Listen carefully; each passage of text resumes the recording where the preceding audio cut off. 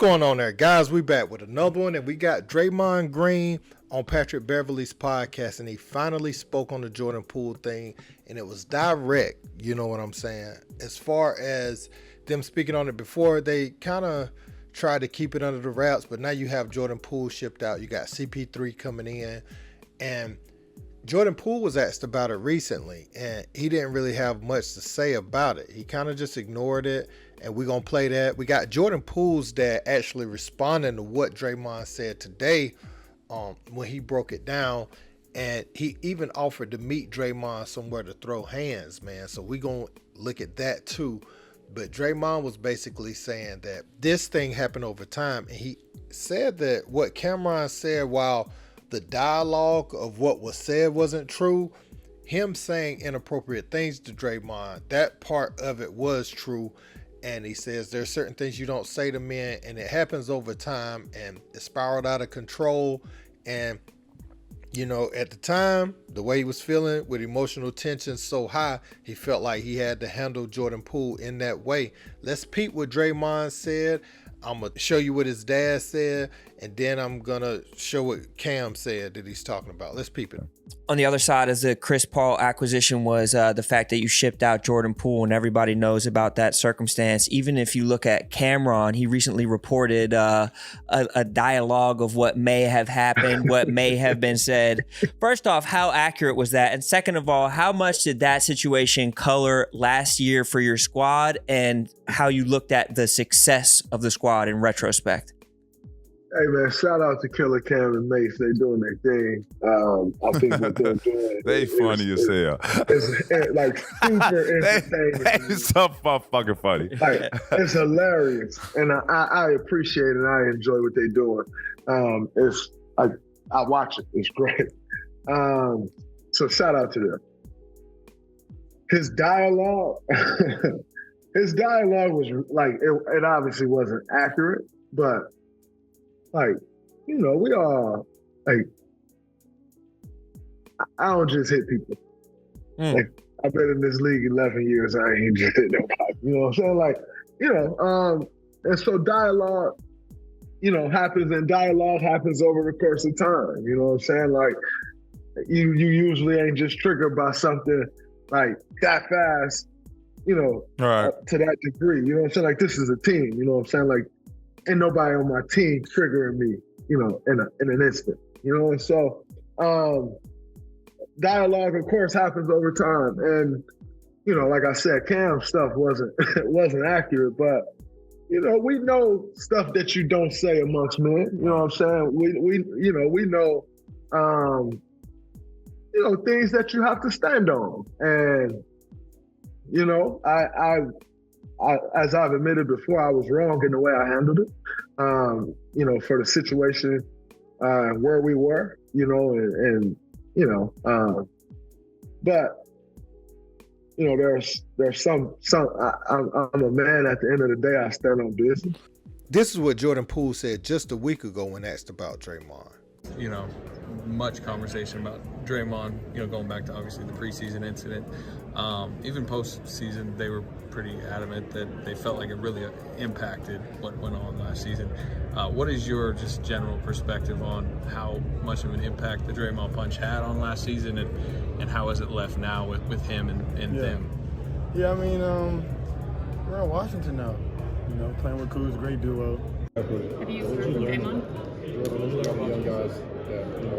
That I was hearing him say, not guaranteed, but they were saying his reasons Draymond punched him in his face. They said the first day he told Draymond Green, you know, Michigan and Michigan State have beef. Draymond Green's from Michigan State. He's from Michigan. He told That's already Draymond, a lifetime rivalry, right there. He told Draymond, I fuck more bitches in Michigan State than you went there. And then they was running sprints or something. He told Draymond, don't worry about it. You'll be in Sacramento next year. Then he told Draymond.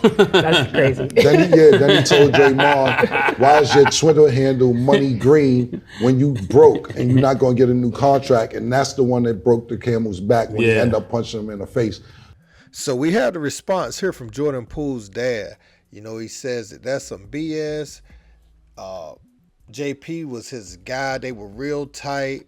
He says Draymond's soft and he avoided them all last year. Say he didn't apologize to him or his wife, and says, you know, he can meet him anywhere, anytime. Now, Draymond don't owe him and his wife an apology for hitting another grown man. You know, it would be nice if they got it, but he don't owe them that. Now, Jordan Poole, were they supposed to sit down and talk and maybe hash it out, apologize for what transpired? Yes, I could see that. But as far as Draymond owing them anything, I would say he doesn't. Now, this is the things that was internally going on while I was saying that the roster couldn't stay intact at this point. You know, there's no way that they were ever going to bounce back from this and things were going to be the same. So it's coming out now, but can you imagine this being the internal underlying, you know, all this little bickering and harbored feelings just tucked away, but not really tucked away. They just aren't on the surface verbally, but you could see them, like they seep out through personalities.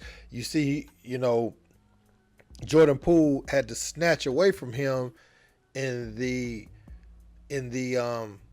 Sacramento series, you know, kind of to feel like he was a man to show like Draymond ain't gonna sit me down and tell me, you know, he ain't my daddy. He ain't this. Like he had that whole type of vibe, you know, when Draymond was trying to talk to him, and it was something that worked in the past, you know, and would get Jordan Poole to the level. Even you could see it even in the Boston Celtics series in the finals last year. But this year it wasn't working.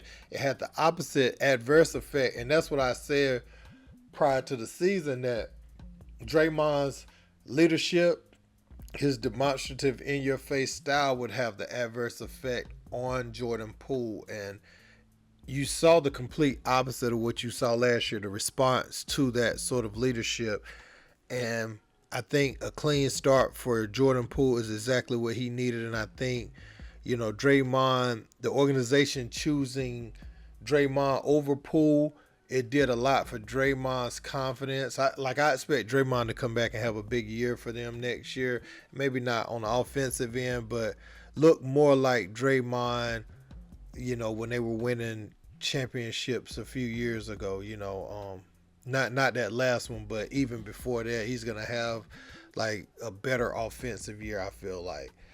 And I think, you know, the Jordan Poole stuff, his contract and everything, I think it all works, to be honest with you, because for them to sign him, it made the numbers work to be able to make that trade for CP3. You know what I'm saying? So I think it works for the team. It worked out. Draymond got his money. And I feel like Draymond will be around the organization in some capacity after his playing days, if that's what he elects to do, as much as as well as Steph Curry, you know, and Klay Thompson. So,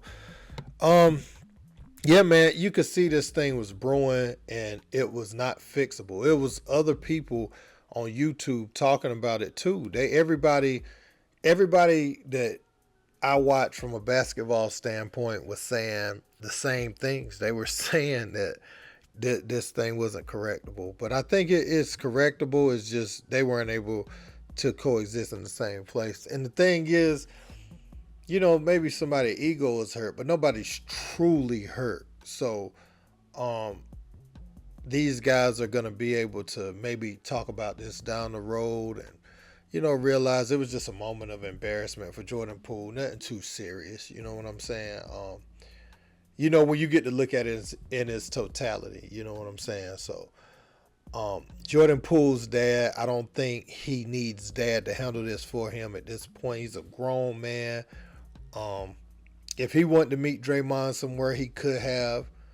You know, it's not like Draymond is this big 7'5" monster. You know what I'm saying? He's 6'6", power forward. Jordan Poole, 6'4", 6'5".